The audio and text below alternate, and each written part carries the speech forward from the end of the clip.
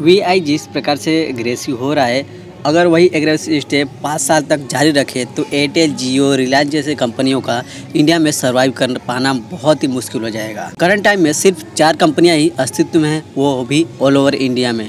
पर वीआई बचे हुए कंपनियों को निकल सकता है। आज की इस वीडियो में हम यही कवर करने वाले हैं। तो आप देख रहे हो सच्चा टॉक, मैं राकेश राजभर आपको इस वीडियो में बहुत बहुत स्वागत करता हूँ। इंडिया में किसी भी कंपनीज को अगर सर्वाइव करना है, अपने सिम पब्लिक तक पहुँचाने होंगे और ज़्यादा से ज़्यादा पब्लिक उनके सिम को यूज़ कर सके, ऐसा कुछ करना होगा। वही स्ट्रेटजी आजकल वीआई अपना रही है। अगर हम इंडिया के सिम्स के यूज़र बेस की बात करेंगे तो यहाँ पर एयरटेल ने 27 साल में 36,390 करोड़ यूज़र गेन किए, जबकि वहीं पर जियो ने महज 15 साल में 41,301 करोड़ कस्टमर गेन किए, वो भी अपनी सिम को देकर।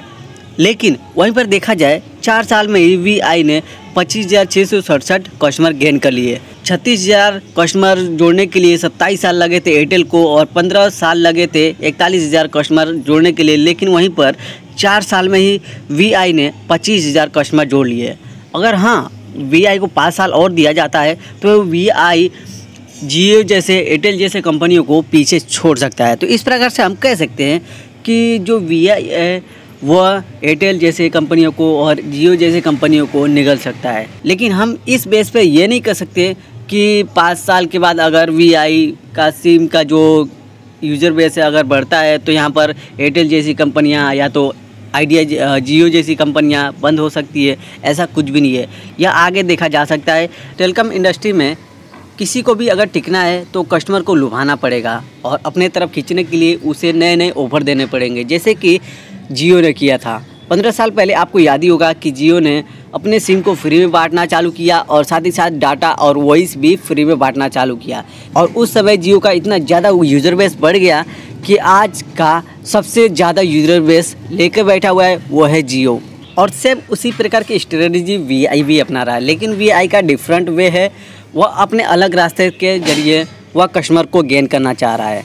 वीआई का टारगेट ये है कि जो पहले से कोई दूसरे सिम यूज़ कर रहे हैं उन कस्टमरों को पोर्ट करवाना लोगों से, और यहाँ पर वीआई का यही टारगेट है।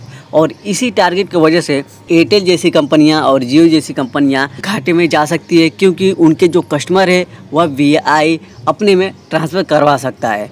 अगर कोई भी कस्टमर है, अगर वह अपने सिम को ट्रांसफ़र करा रहा है दूसरे सिम में, मतलब कि जियो में है तो पहले आ रहा है वीआई में, या तो एयरटेल में है तो जा रहा है वीआई में, तो उसे कुछ ना कुछ फ़ायदा ज़रूर होता होगा, तभी जा रहा होगा वीआई में। तो यहाँ पर वीआई कस्टमरों के लिए बहुत ही अच्छे अच्छे ऑफ़र दे रहे हैं, जिसकी वजह से जो कस्टमर है वह डायरेक्ट पोर्ट कर दे रहे हैं वीआई में। मैंने बहुत सारे ऐसे ऑब्जर्व किए हैं जो वीआई के सेलर्स हैं, वह जगह जगह पे, रोड पे, नाके पे यहाँ पर अपने छतरियाँ लगा के बैठ जाते हैं और वो अपने सिम को, वीआई सिम को बहुत ही सस्ते दाम में या तो फ्री में वो देते हैं। साथ ही साथ 1 से 2 महीने का जो रिचार्ज है वो भी फ्री में देते हैं। और साथ ही साथ उसमें और भी अटैच में आता है ऑफ़र, जैसे कि नाइट पैक का अनलिमिटेड, और साथ ही साथ सैटरडे टू संडे जो बचा हुआ डाटा है वो वापस दे देना। तो यहाँ पर ये सारी जो फैसिलिटी, ये जो ऑफ़र है, यहाँ पर कस्टमर को बहुत लुभाते हैं। और यहाँ पर जियो और एयरटेल जैसे कंपनियों के जो सब्सक्राइबर्स है वह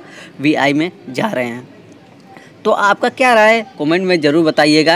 फ़िलहाल मेरा राय से यही है कि आगे जाकर 5 से 10 साल तक वीआई के जो कस्टमर बेस है बहुत ही ज़्यादा हो जाएंगे एयरटेल और जियो के मायने में। और यहाँ पर एयरटेल और जियो का थोड़ा सा नुकसान भी हो सकता है वीआई के वजह से, उसके कस्टमर बेस भी बहुत घट सकते हैं। सो आज को इतना ही। आपका क्या राय है कमेंट में ज़रूर बताना।